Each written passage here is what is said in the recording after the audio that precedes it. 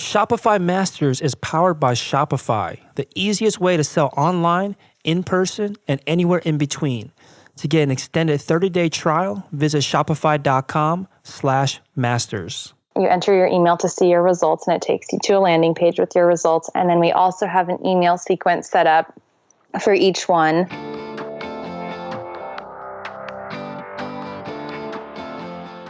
Hey, my name is Felix. I'm the host of Shopify Masters. Each week, we learn the keys to success from e-commerce experts and entrepreneurs like you. In this episode, you'll learn how to make sure your brand's messaging is crystal clear, what specific questions to ask when getting product feedback, and why you want to find an influencer that has a blog instead of just a social media profile. Today, I'm joined by Bethany McDaniel from Primally Pure. Primally Pure is an all-natural, 100% non-toxic skincare line offering safe and effective products that was started in 2012 and based out of Temecula, California. Welcome, Bethany. Hey, Felix. Thanks for having me on. Yeah, excited to have you on. So tell us about where the idea behind this business came from. Yeah, so it actually started a few years before I began the company, and my husband and his family just kind of out of nowhere started a natural, beyond organic livestock farm. So they were just kind of trying to figure out how to raise chickens, cows, lamb, pork in the most healthful, humane, responsible way possible. And they were reading all kinds of books and watching YouTube videos and just learning as much as they could. No one in their family has a farming background. They just kind of did this on a whim. And so along with that, our whole family, my husband has a really big family, and we all kind of got on this natural living kick.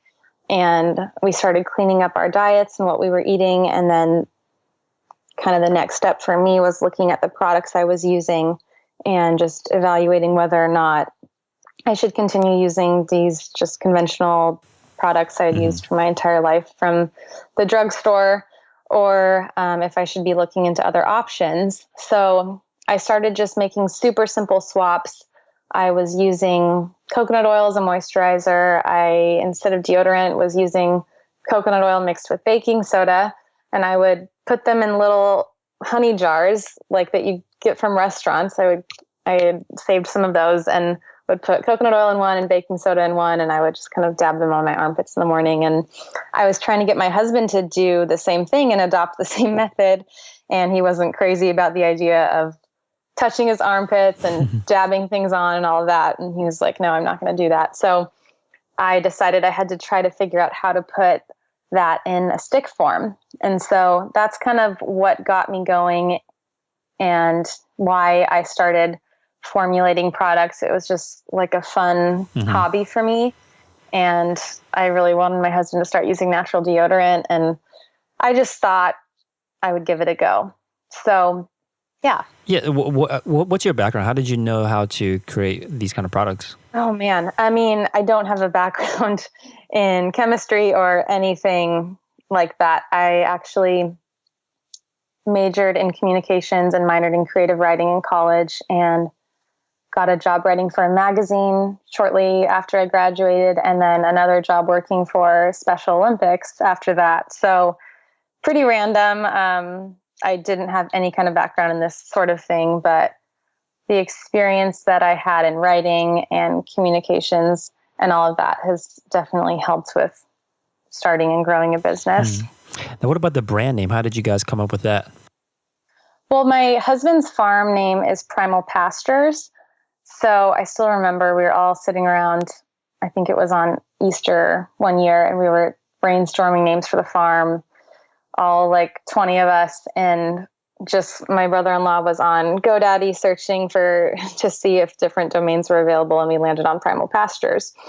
And then when I started formulating these products, I was kind of involved with our family farm at the time. So let me back up a little bit. Sure. When my family started that farm, it was shortly after my husband and I got married, and it was just kind of a small hobby farm to begin with. So Jeff and I had moved to Arizona. We had job offers out there to Arizona from California. And then, so we were working at our jobs. He was a teacher. I was working at Special Olympics. And we were getting to the point with the farm where it was just growing and becoming a real business. And we were driving back and forth so often that eventually we just decided to quit our jobs and move back to California to really try to get this farm off the ground. So the farm was really kind of the basis for everything. And those were, I was writing blog posts for the farm. I was kind of just in the circle of influencers that the farm was working with and communicating with them regularly. So I wanted the skincare products to be super connected with the farm because I never really intended for it to become a big business of its own. I was just kind of going to start selling them on the farm's website. And so with that in mind, I wanted it to be super connected, and Primally Pure is what we landed on. Got it. So you wanted to first just start selling them on the farm's website. What was that inflection point where you realized that this is going to become possibly bigger than the farm and actually should be its own business? Yeah. Well, in the very beginning, I didn't even plan on selling them at all. I was just totally doing it as a hobby. And eventually, after we'd quit our jobs and moved to California, we were all living in a house together. Like my husband and I, his parents, his sister and her husband and their son, and then his other sister, we were all living together in this house. And it was not a big house. So, we had all kind of quit our jobs and just didn't have a lot of money. And Jeff at the time was like, okay, you need to start selling these products that you're making and earning a little bit of an income. And he was like, I want you to have the goal of bringing in $500 a month. And I thought he was crazy. I thought that there was no way that that many people would want to buy these products. But he eventually pushed me enough that I started selling them on the website and was super surprised to find that people actually were interested in them and wanted to buy them. And then I've just kind of started running with it. And I think I started selling on their website in February of 2012.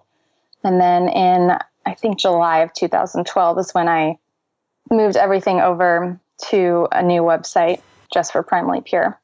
So you said that you were just doing it as a hobby, and then you had this goal. There was a goal set for you to try to hit the $500 a month.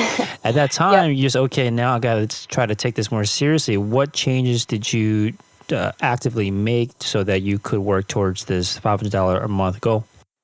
Well, the $500 a month goal happened the first week I started selling products on the farm website. So I think right away I was like, okay, people are interested in this. So it was never a just thought for me of like, I don't know, how do I want to, move forward with this? Do I want to really push it? It was just kind of like, I don't know. It's really been 3.5 years now of just flying by the seat of my pants and trying to grow this business and keep up and get ahead and all of that. So in the very beginning, I was really excited by the response, and it just made me want to work even harder. And, as those sales started coming in, I was just reinvesting everything back into the business and was able to save up enough to rebrand, because in the very beginning, one of my friends had just done labels, just kind of really quickly for us, which was great to get us off the ground. But once I realized that this was actually working, I just started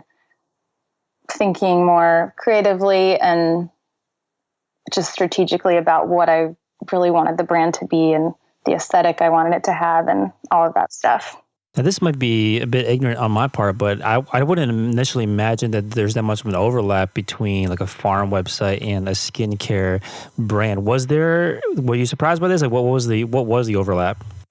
I think the overlap was the fact that our farm customers are truly like the people that care about their health so much. Like they had to really seek out Primal Pastures and they were on the hunt for a place that they could trust to buy their meat from. So these are people that are willing to pay a premium price for health, and they really care about their health. So I think just because of that, it was such a good fit. I was also actually we use tallow from grass-fed cows in our skincare products. So tallow is like made from the suet of the animal, the fat of the cow, which is something that our ancestors have used for generations, but just isn't used as much anymore. And it's kind of making a comeback now, but it's really good for the skin, super, super nourishing. And it goes along with our whole nose to tail philosophy of just using every part of the animal. So I was actually using tallow from our farm. I was rendering it myself and using that in some of our products. So that was another tie-in. Got it. Now, do you remember at that time, like how much traffic you were getting to the farm website? I have no idea. That would be an interesting thing to know. Yeah, it must have been a good amount to have that overlap plus the $500 a month. So once that started happening, you realized that there was demand for this product. You mentioned that you were reinvesting back into the business, and you said that the first thing you did was to save up, or one of the main things you did was to save up to rebrand. What was involved in this rebranding process? Yeah. And I'm so thankful to my sister-in-law who really nudged me to rebrand, because she has really good taste and has had some really key insights into just what the look of the brand should be and all of that over the years. So she really pushed me to do that. But I actually found a marketing design agency randomly through a blogger's website who I was following. I was just kind of looking at a lot of different websites at the time at the bottom to see who designed the website, because I wanted to redo our website as well. And I was making a bunch of different calls, and I had called this agency, and they're a husband-wife duo from Ohio, but they actually happened to be, the day after I called them, they were like going to be driving up from San Diego to LA, and our farm is kind of like in the middle of San Diego and LA. So they ended up stopping by, and we totally hit it off. And we entered into a partnership with them for this rebrand, and we still work with them on an ongoing basis all the time today. So it was super, super lucky find. So what comes with in your case, what came with the rebranding? It sounded like a website redesign and a label. What else was involved? Yeah, a total website website redesign. Because I think at that point I was like starting to create our new store on my own on Shopify. But once I started, and then I was selling from it, but I didn't revamp it until like we had started working with them, which started in August, I think. But yeah, they redid our whole website. Allie, she designed completely new product labels for us, and she's an amazing photographer as well. So she photographed all of the products and just kind of helped us set up a whole new aesthetic for the brand. Now, if someone out there wants to launch the business, they didn't take too much time thinking about the brand at first, but now they have the time to go back and say, okay, let's relay a foundation and brand and recreate the brand. What's your involvement when you work with an agency like this? Like, how do you make sure that your direction or your voice, your messaging that you want to put out there is communicated correctly through the brand? Yeah, that's a good question.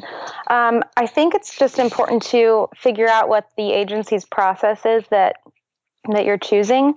Like the agency I work with, I really liked, they kind of walked me through the process in our initial meeting. So that was really helpful for me.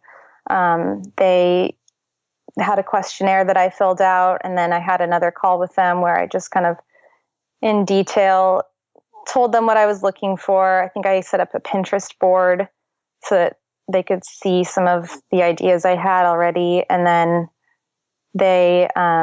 Allie went back and just concepted, like she came up with 3 concepts, and then over a Skype call presented them to me. And then during that call, it was like, I don't know, I think it was a 3-hour call. We just kind of refined these concepts until we had like one that we loved. So we worked together and made tweaks and adjustments until we were super happy with it. And I loved that because it would have been so difficult to go back and forth over email for days and weeks, figuring out exactly what the look is that we wanted to achieve. But so she was like redesigning things live as she was getting feedback from you? Yeah. And I was like just staring at the screen as she was making tweaks. And I mean, it was like a long process, but I think it was short and painless compared to what it would have been if we would have just done it all over email. Yeah, I mean, now that you say that, it does make a lot of sense that that's the way it probably should be done, where you kind of sit down all together and just go through it and reduce that kind of lag time going back and forth.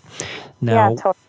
When it comes to the brand, is this something you have to constantly keep changing and keep an eye on, or something that you can just create once and then, not have to necessarily worry about it for a couple of years? Like, what's the approach that's been working for you guys?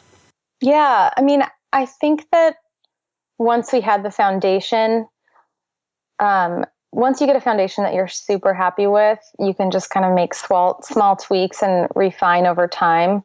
So that's something that's really hard to have a good grasp of and really like be creative and brainstorm with when you're just so deep into the day-to-day stuff.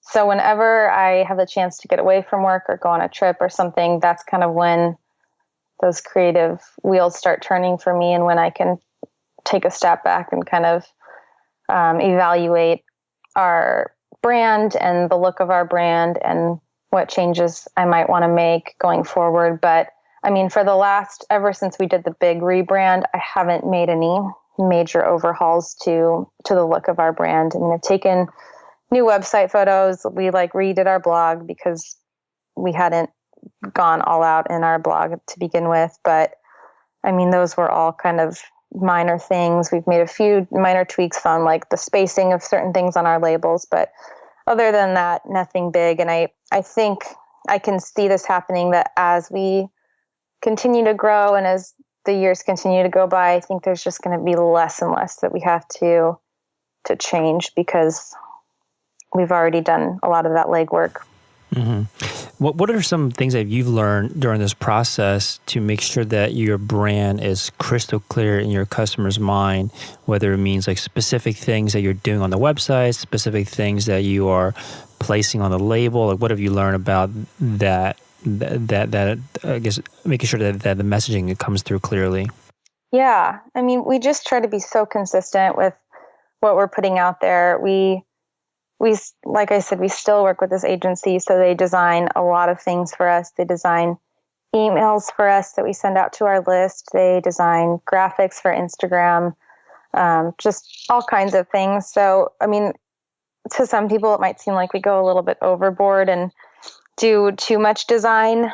I mean, we could probably do less and send out just plain text emails every once in a while, but I feel like our customers have just come to expect that from us, that we're going to be sending out really branded, nice looking things. So we just try to keep it consistent as much as possible. And like you said, just for the purpose of being easily recognized. And I just always like the idea of if someone sees like something of ours, a product or a photo, for it to be so evident that that's something that's primarily pure.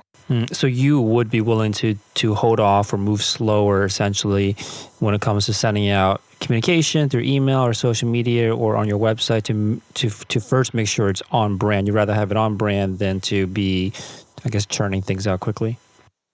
Yeah, I think in the beginning, I was held back by that a little bit more because I didn't have things as planned out. So if we wanted to send something, like if one day I got an idea and wanted to send something out, I would have to first get that designed and then send it out. And if it was something really important, I would still just send it out in a plain text email. But now we've created a launch calendar for the year, and we're pretty well planned out in terms of everything that we'll be sending out in any given month to our email list, and any giveaways we'll be hosting, and just big focused pushes for each month. So yeah, it's gotten better now that we've been planning ahead a little bit more. Yeah, I think that's important. Like now you have these templates in place, you know what you need to have in place to meet these deadlines that you set up in the calendar. Can you talk a little about this calendar that you've created? Is it for product launches or content launches? Like, what are you including in your calendar? Yeah, I mean, it's great. It's been a lifesaver. We've only been using it for, I don't know, for maybe 4 or 5 months now, but it's been awesome. We actually had a gal from an outside agency create it for us, who comes from a more corporate background, but she did an awesome job, and I'm so grateful because I wouldn't have been able to come up with it on my own. But it's just in Google Sheets. We use Google Sheets a lot, and it's for product launches, or if we're like relaunching a product in new packaging, or if we're just doing a promo during that month. And sometimes there's more than one thing going on at a time, but it kind of lays out the big pushes. And then if you click on each one, it takes you to a separate spreadsheet with a 360-degree campaign for that launch. And that kind of lists out each team member's part in that launch. And then we cross things out as we get them done. So it lists out like what each team member is responsible for and when it has to be done by.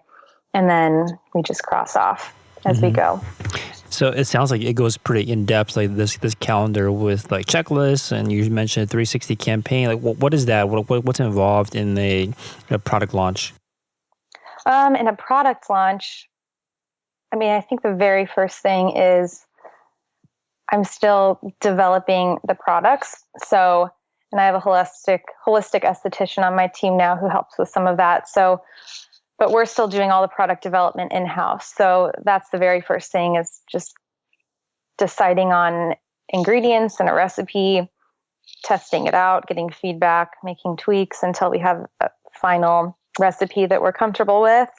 And then doing like the first run of it. I mean, we'll usually do a ton of test runs, but like the first real run, and then sending mailers out to our affiliates or other influencers and media, deciding on what packaging we're going to use for the mailers, creating graphics for newsletters that we'll send out about that new product, creating Insta story graphics, just ensuring that we have all of the packaging requirements that we need for that new product and ingredients and that kind of stuff. And then what we're going to send out to our affiliates so that they can share that product with their audiences. So before this calendar, were you guys just like flying by the seat of your pants and just trying to put it all together as you were going? Oh yeah. Yeah, it was crazy. Now, where does the idea for a new product originate from? Like, how does that even begin the process of, even before you create the calendar? Like where does the idea behind a new product launch come from? You know, it used to always come from like when I would go on a trip, like kind of like I was saying earlier, that's when I'm feeling the most apart from the day-to-day stuff and I can really be creative and think creatively. And so, I mean, I've thought of, or I still remember I was on the beach in Mexico drinking a mojito and thought that it would be great to create a mojito scent of something. And we have a mojito beard oil now that's made with lime essential oil and peppermint essential oil. But just different experiences and things like that will always kind of get my wheels turning. And then more recently, I think a lot of our team members have had really great ideas that I've used and developed into products based on different thoughts and ideas that they've had. But yeah, it can come from all sorts of things.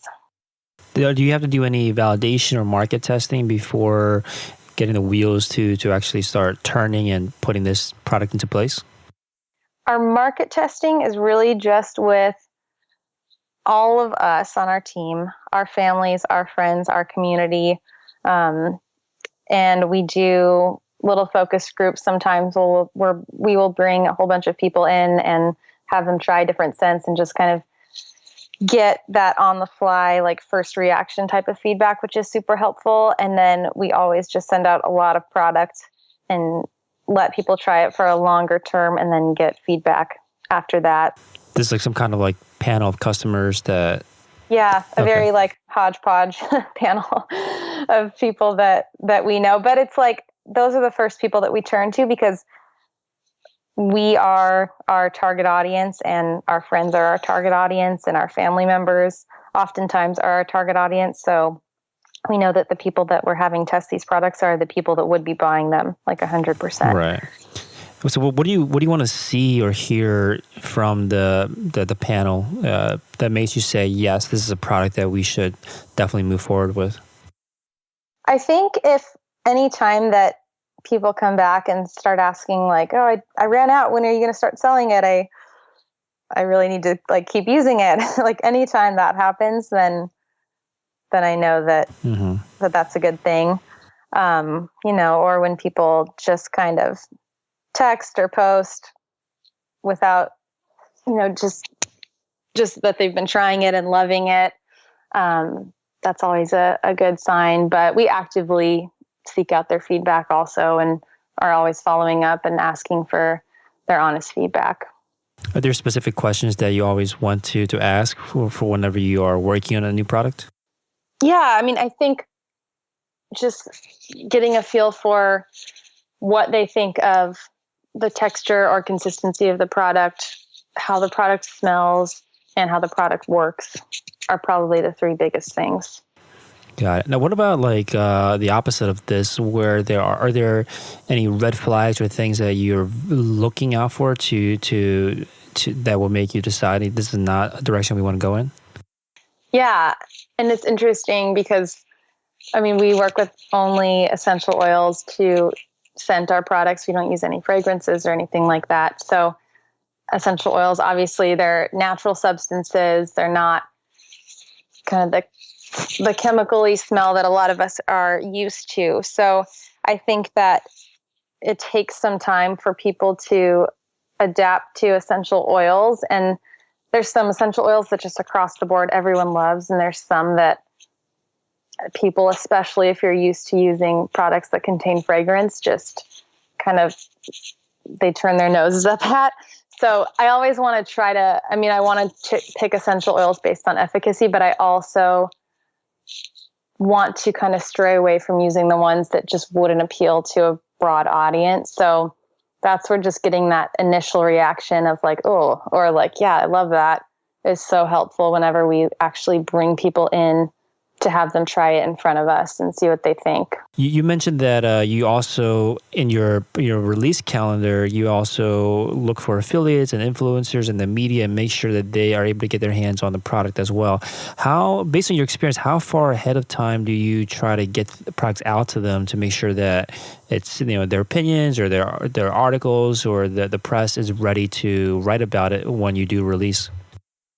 Yeah, we've sent things out as far as a month or so in advance if the situation is right. But usually when we do our larger mailings, it'll be a week or so before the product is released, just because we don't want a lot of people posting about it and then a month to go by and for consumers to forget about it. And then all of a sudden it's launched, but like no one really remembers that they were waiting for it. So we always want to just kind of drum up excitement in the week or so before the launch and then put it out there so that people can just buy it right away. Makes sense. So where did you find these influencers and affiliates? So that's really how Primally Pure has grown primarily. I mean, we didn't do any paid advertising for the first 2.5 years we were in business. So we were just working with, or just getting customers through word of mouth, and then just working with influencers, sending them product. And a lot of times they would post about it and we would see really good results from that. And then when the Instagram algorithm started changing, that just kind of dropped off a little bit. So now we're doing more with Facebook ads, and we've had an affiliate program where we pay a commission based on sales that the influencer refers, which has done great. And now we're just engaging in a few more paid sponsorships as well with different influencers, like flat rate paid sponsorships. So are these mostly through Instagram or like other channels at this point? Mostly Instagram. And then we work with influencers that have, we like to work with influencers that have a blog as well as an Instagram account that they're consistent with. But A lot of them are just Instagram as well. But why is that important to you? Why is the blog important? I like blog posts, especially if it's a reputable blog that people are consistently visiting, just because that content lives there forever and it's always linking back to our site. So we've had some influencers years ago that posted about us that we're still getting traffic from. So I think anyone that has had a blog for a long time that they're consistent with and who has a community that's consistently engaging with their blog, that's always amazing. Yeah, so I think you definitely would know this, where there are great influencers and then influencers that appear to be great. And one of the keys that you look for is that blog and that there's a community around that blog. Are there other things that you look for to identify whether an influencer is going to be a good fit and actually will end up, driving customers to you? Yeah, we spend a lot of time on this because influencer marketing is just a huge part of how our business has grown and continues to be a huge part of it. So we spend a lot of time just vetting people and deciding who we want to bring into our community. But we look for, following, we look at that, but that's definitely not the end all be all. We look at engagement. We kind of just think about is this someone that we would personally want to follow, or are we actually interested in what they're putting out there for the world to see? Do we think that our community would also be interested in what they're putting out there? So just kind of the quality of content that they're providing, I guess. Are they engaging in an authentic way? Are they do they seem authentic? And that's just a huge thing for us. Are they a trustworthy person? Are they likable? Are they really connecting in a meaningful way with their community? So that's huge. And then when looking at new influencers now, we like to see if they're already promoting other brands, because not all influencers do. So if we see that they're working with other brands and if those brands are kind of in line with our values, then it's just usually a slam dunk. Got it. Now, what do you consider an account that has great engagement? What are you looking at? Is it the likes? Is it the comments? Is there a certain ratio that you even look at? Yeah, we don't get super technical with it, but we just like to see that if their engagement matches up with their following. So, sometimes we'll get emails from accounts that have hundreds of thousands of followers. But if you look in their comments, maybe they have 20 comments on a picture, but they're all spam comments. I see. So you're looking to just make sure they're not fake followers or accounts of fake followers. Exactly. Okay. Yeah. Now, how many influencers or affiliates do you work with today? We have 175 affiliates right now. Yeah, so that's not a small amount. How do you make sure that you're able to manage the relationship with 175 affiliates? Yeah, so we used to use an affiliate program called iDev, and I was the one managing that. We only had about 48 affiliates in the system at that time, and I didn't have the capacity to work with any more, so I just kind of kept it small. But it was a huge chunk of our sales, so I knew we had to grow it. So just a few months ago, we hired on a new gal who's completely taken over our affiliate program. We moved it to another platform called Refersion, and it integrates so well with Shopify, so we love it. And that's, her main priority, responsibility of her job is just to seek out new affiliates and to work with our existing affiliates and try to help them grow their affiliate businesses with us.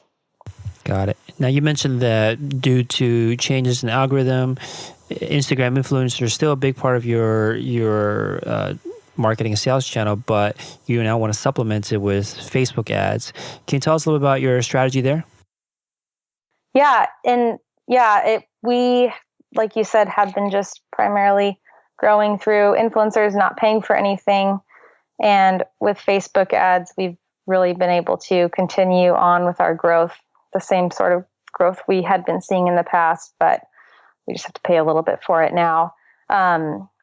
And for that, the agency we work with is really great. We don't have to do a whole lot ourselves. So we're not really digging into Facebook ads and working with it a ton, but they just kind of give us tips on what photos are doing really well. They like to turn just our existing posts into ads, the ones that are performing well. So I just meet with them a few times a month and get their insights on what types of photos and what types of captions perform the best when they're turned into ads. And then we just try to do more of that.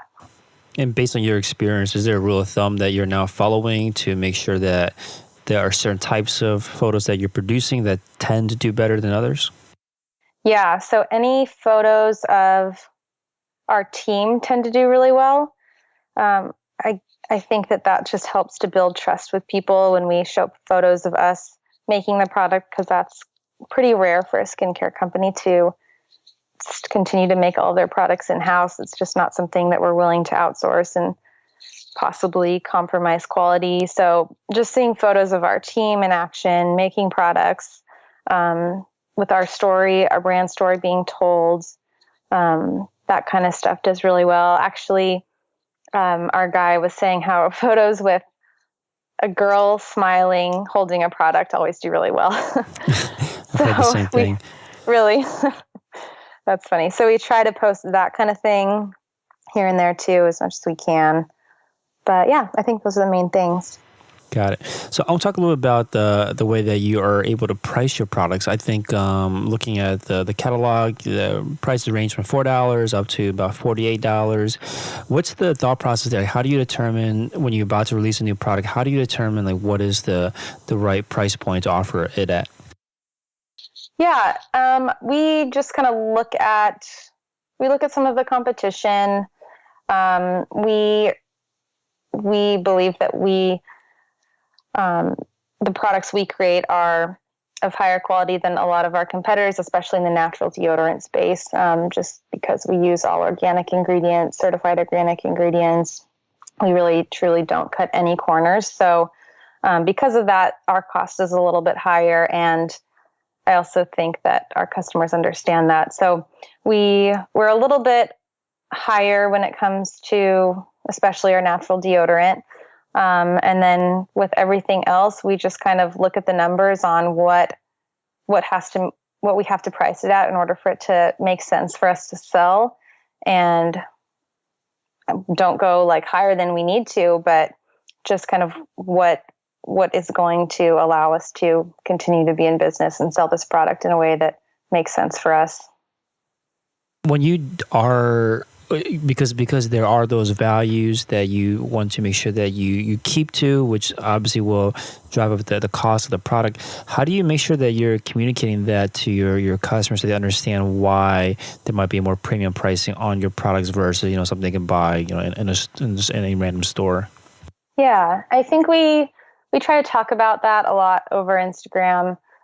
Just what sets us apart. We have a blog connected to our store that we just try to educate our customers a little bit more in depth on, and not in a salesy way, and not really super focused around our products, but within whatever topic we're writing about, we also try to tie in, that this product that we sell that maybe is a better alternative than this one that you might be using is better because of X, Y, and Z. And then we just kind of try to lay it out that way. But we're not super in your face about it, but we just kind of try to take different angles on educating customers about what sets us apart through Instagram, product descriptions, blogs, stories, all of that kind of stuff. Mm-hmm.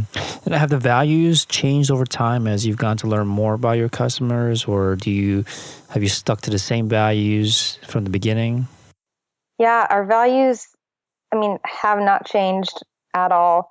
The only time we'll use a non-organic ingredient is when the organic ingredient is no longer available, or if we can't source it at the amount that we need to in order to fill a product. But in that case, we're always transparent about it, and we won't ever obviously mark anything as organic if it's not.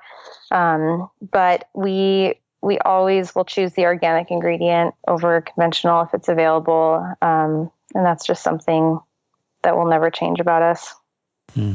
When you are sitting down to or at least initially to redesign the website, were there certain things that you wanted to make sure was included on the website, or certain pages that you definitely wanted to include? Like, what was the thought process when you sat down to create that your store or website?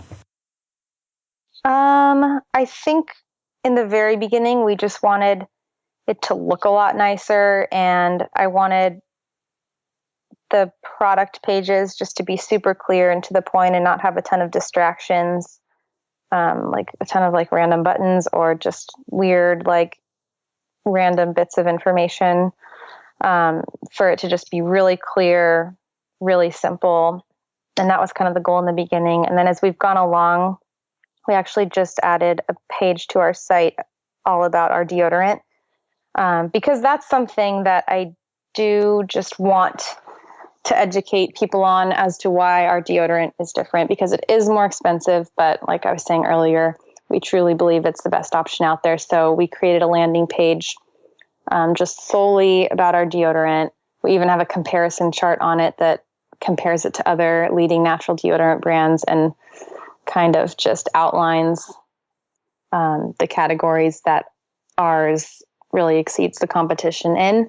And that was really fun to create. So I think it's awesome anytime you really want to get a point across to create a separate landing page just for that purpose. And it's great to drive ads too as well. We drive a lot of deodorant ads to this page because there's shop links from here and there's links to other blog posts with even more information from here. But it's just a great central location for everything deodorant related to live. Yeah, I also like the feature or the page on your site that's the deodorant quiz that they can take. Yeah. Tell us how this quiz helps you. It looks like it's helping to build your email list, but tell the audience if they obviously they can't see it right now, but tell us how this quiz works. Yeah, the quiz, I've been really excited about the quiz. It's been great for us. So it's just kind of a fun way for people to figure out which of our deodorants is the best fit for their lifestyle. So you start it and it kind of asks you, it's only 6 or 7 questions, but it asks you kind of silly things like, would you rather be gallivanting through a meadow, working out, relaxing at a spa, or going shopping, or like your theme song is X, Y, or Z? So just kind of fun questions about your interests and hobbies. And then based on that, we kind of created these personas for each deodorant of what we think each deodorant would be like if that deodorant was like attached to a person. And you get your results, and then you enter your email to see your results, and it takes you to a landing page with your results. And then we also have an email sequence set up for each one. And so everyone that takes the quiz, we just try to serve them with information on what to expect when switching to natural deodorant, why switch to natural deodorant, reviews and feedback on our natural deodorant. So just connecting them with other people that have tried it and what they liked about it. So that's been awesome. That's just like a really cool to know that that's just kind of running and people are taking it as they visit our website and are just kind of being served with all this information, because it is a topic that people tend to have so many questions about. Yeah. Do you know the conversion rate for the email sign up with the quiz, like the way that you've created it? That's a good question. I know like the amount of money that we've brought in from each person that has gone through and taken it. And it's like not a ton. It's like less than $1 per person, but we've had quite a few people go through it. And those are just the people that have clicked on the links and bought right away. Got it. Well, what kind of software or application did you use to create this? We used a website called Interact. So I think the website is like tryinteract.com. Mm-hmm. And it just integrates. I think you just have to enter some code into Shopify to get it to be embedded into your site. And if you don't want to do that, you can just link it to the Interact page, quiz page, and it'll just take people from your site over to their site to take the quiz. But we kind of like the idea of having it be embedded and just be a super seamless experience. Mm-hmm. Do you use any other applications on the website, on the store website? We use Refersion, so that is a plugin. Is that the same thing? Yeah. Yeah, so that has been great for our affiliate program. We use the Bold Recurring Orders plugin because we have a deodorant subscription program. Mm-hmm. So that one has been awesome. We just launched that a few months ago. Those are the bigger ones that we use. We also use one called Ultimate Special Offers for whenever we're doing a promotion. And that one's actually pretty cool. I don't know if it's very well known, but it's been great. We've been using it for years, and it just allows you to create promos like spend $75 and get a free lemongrass deodorant, and it'll just automatically have that added to someone's cart once they reach the $75 limit. And when they're close to it, it'll say spend X amount more to get a free lemongrass deodorant. And that one always does great for us whenever we do promos. Yeah, you're actually the second store owner that I heard in a row that's mentioned this application. Oh, really? So it might be new or something. I don't know, funny. But it definitely sounds like a great addition to try to drive up that average order value, average cart value. So I think it makes a lot of sense. So for anyone that wants to check out the quiz, which I highly recommend, I don't see too many people doing this, and it's front and center on the website too. I think it's a great way to get customers into your funnel and get them to learn more about you. Go to primallypure.com, primallypure.com. Thank you so much for your time, Bethany. So what kind of other products, what kind of other releases can you tell us about that the audience can look forward to? We're actually coming out with a new deodorant next month. It's going to be a blue tansy deodorant, so it has a light blue tint to it. But we are super excited about it. It's anti-inflammatory, so it's great for anyone that experiences irritation in the underarm area. And it smells really, really nice. Awesome. Again, thank you so much for your time, Bethany. Thanks, Felix. Here's a sneak peek for what's in store in the next Shopify Masters episode. Having some popular products sell out every now and then, and people realize they're like, oh, I should have got that when I could.